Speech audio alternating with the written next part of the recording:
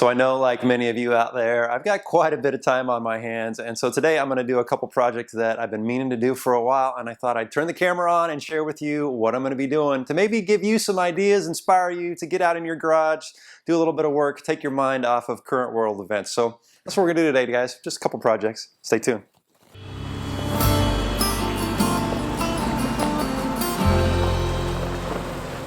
Welcome to TrailRecon. I'm Brad, and I hope you are all doing well and you're keeping your health. I know there's a lot of stuff going on in the world today, and it's important that we are aware of what's going on. But today, I just wanted to take my mind off of it and hopefully take your mind off of it just for a short period of time and be a little productive. And so there's a couple projects, 5 to be specific, that I'm going to do today here in my garage. And I thought I'd share with you what they are because maybe there's some things that you need to do, and this will help us prepare for when we are able to finally go out and have our adventures again. These things will already be done, taken care of. Nothing hard and crazy here, just some simple stuff. Let's just dive right into it. Okay, don't laugh at me, but this is something that I've been meaning to do for a while, and I'm going to finally knock it out today. Now, first of all, let me tell you what we're doing. I'm going to sort these nuts and bolts, and I'm not going to sit here and make you watch, but I thought it was a good discussion to have because in my Jeep, in my tool bag, I've got spare nuts and bolts, things that I may need if something breaks, and I've actually been using a lot of those and haven't been resupplying them. So I broke this open. I got a couple of sway bar end link bolts, some shock bolts, a couple other random ones that I usually know that I need to have. And I'm going to put those in my tool bag, but then I was like, you know what? I need to go through and organize these from smaller to larger. So that's what I'm going to do. I never throw a nut or a bolt away. In fact, anytime I'm taking something apart, if there's little nuts or bolts on there, I pull them off just so I can save them because I hate making trips to the hardware store. You know, I rarely have to make trips to the hardware store unless it's for something that's really a special piece because I just have so many nuts and bolts. But I've got these Milwaukee bins, and what I'm going to do is I'm just going to sort them from smallest to largest, from different sizes, just to make it easier to find, because usually what I'm doing is dumping things out and then I got to sort through it. This will just make it easier. So look, keeping my mind off of things, this is going to be productive. And let me just show you. We just took these bolts off of Jordan's Jeeps. They got the little red tips on them because we were doing a project on there. Just something to share with you guys. He texted me this morning. He just checked into his new military training command, and he was informed today that he's not going to be able to leave base for the next 8 weeks because of what's going on. They're not going to allow him to come home, which really sucks. He's 45 minutes away, and all the projects that we were going to do are unfortunately going to be delayed. Any off-roading trips we were going to do, those have been delayed anyway, but we were kind of looking forward to working on the garage. So those projects will come, guys, but I'm a little disappointed in that, but at least he's safe. That's all that matters. All right, I'm going to start sorting these, and I'm not going to make you watch the entire time because how boring would that be?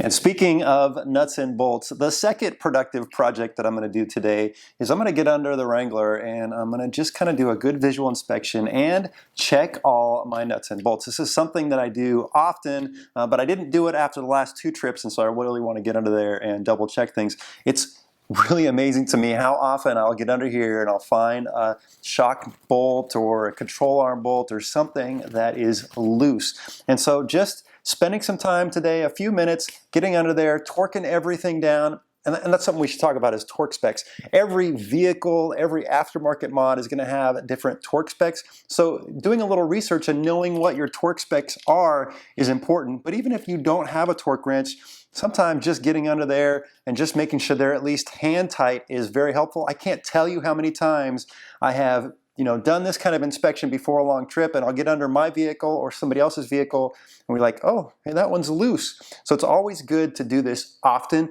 Plus, while you're under there, you can just do a good visual inspection for any leaks, anything that just doesn't look right, and just get familiar with your vehicle. And so that's what I'm going to do. I'm going to spend a little bit of time doing this. Just control arms, shock bolts, any bolt that I can see, I'm going to put a wrench on. And yes, I'm wearing shorts and flip-flops in the garage. It's okay, guys. I'm not doing any major work.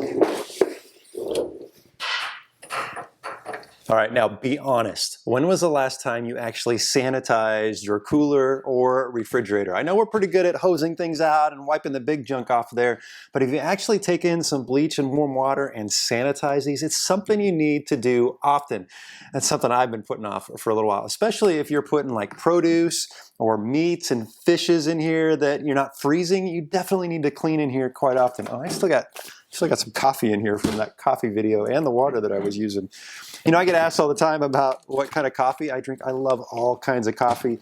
Somebody said, hey, you should brand your own TrailRecon coffee. I think that would be fun. I don't know if it's something I'll ever get around to doing, but you got to really get in here and deep clean this stuff, guys. Get all the little nooks and crannies, because there are a lot of little tiny things to clean in here. And I know this sounds so basic, but it's something I've been putting off. And I told you, I'm just trying to be productive today and share with you some of the things that maybe you've been putting off that you maybe need to do. This could be one of them that can be super helpful. Just a little deep cleaning, guys, a little sanitization. It's good for it.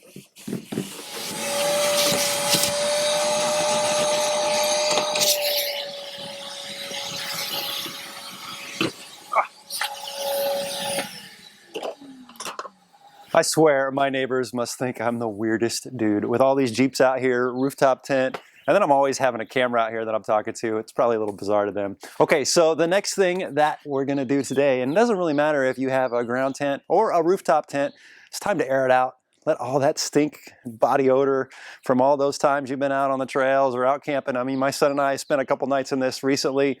Time to just let it air out a little bit. Get all that sand and dirt vacuumed out of there.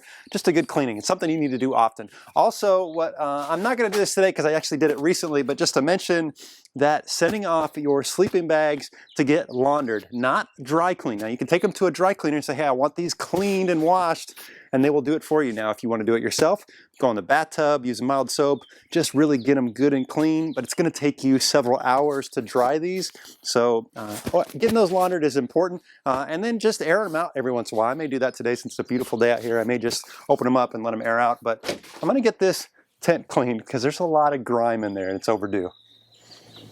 So as a Navy corpsman stationed with the Marines out in the field, one of the responsibilities we had was to make sure that everybody had clean drinking water. And so we would test the water, we would sanitize it. And so something that I do often as just a common practice, something that I'm used to doing, is sanitizing my drinking water in my jugs.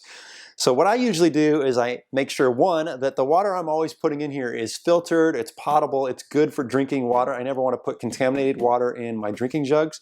And then from time to time, I will empty these out, and using 1 tablespoon per gallon of bleach, and you should use unscented bleach. Right here I have the lemon bleach. So I can't do this project today. I was planning on doing it today. But anyway, and I don't even know if I'm going to be able to get any at the store. Yeah, so I won't be doing this for a while. But anyway, 1 tablespoon of Clorox bleach to every gallon of water, and then I let it sit for about 30 minutes, just get in there and just sanitize everything. And then I'll flush it out several times to get that bleach taste out, and then it's usually good to go. And so I do that every couple months. It's good practice. I know many of you have probably not done this because I ask people often, when's the last time you sanitized your tanks? And they look like me, like, huh? What are you talking about? So good opportunity to do it if you have some unscented bleach in your cupboard. Now, can I just take one moment and thank you? It really means a lot to me that you guys follow the channel, that you watch the videos.